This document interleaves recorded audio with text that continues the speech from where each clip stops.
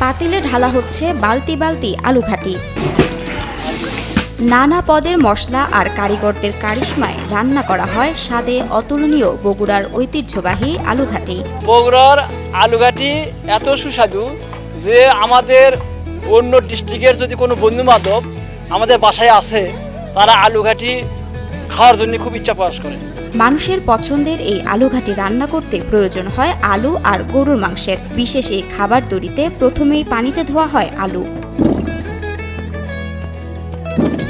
এরপর মাটি খুঁড়ে বানানো চুলায় সারিবদ্ধভাবে বড় বড় পাত্র বসিয়ে আগুনের তাপে সেদ্ধ করা হয় আলু। এরপর সেদ্ধ করা আলু ছিলে থেতলে নেওয়া হয়।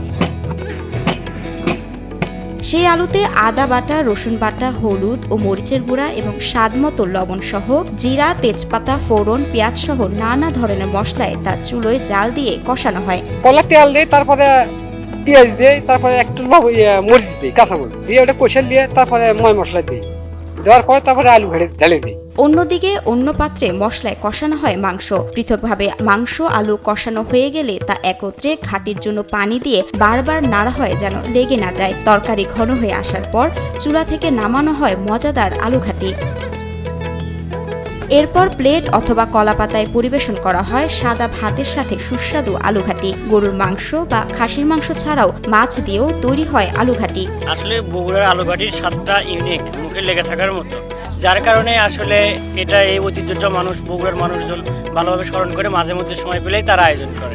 ভিন্ন রকম স্বাদ থাকায় যুগের পর যুগ ধরে ঐতিহ্য ধরে রেখেছে বগুড়ার আলু ঘাটি। আদিকাল থেকেই সক্রিয়তা রয়েছে বলে একবার খেলে মুখে স্বাদ লেগেই থাকে। মজলিসের কথা বলে আমরা আগে ভাবি আলু ঘাটি কুটি হবে, সেজন্যই আলু ঘাটি খাবার নাই।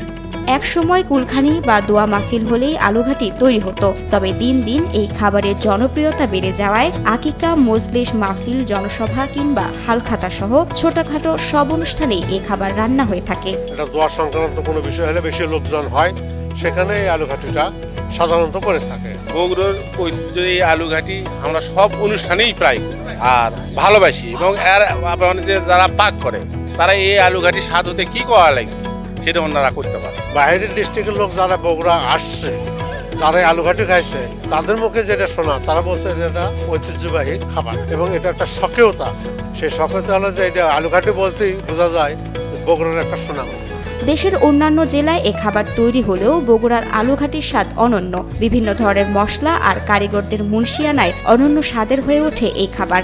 এটা এখানকার কারিগরদের কারিশমা। এই আলু ঘাটিটা করতে হলে যে নিয়ম কানুন পদ্ধতি এবং বিশেষ করে তাপের যে বিষয়টা আছে, আগুনের তাপ, এটা খোলা মাঠের তো, যার জন্য আগুনের তাপটা বেশি হয় এবং আগুনের তাপ বেশি হওয়ার জন্য আলু ঘাটিটা এত সুস্বাদু হয়। এবং এখানে বাবুর্চিরা যারা আছে, যারা এটা পাক করে, তারা অত্যন্ত সুদক্ষ।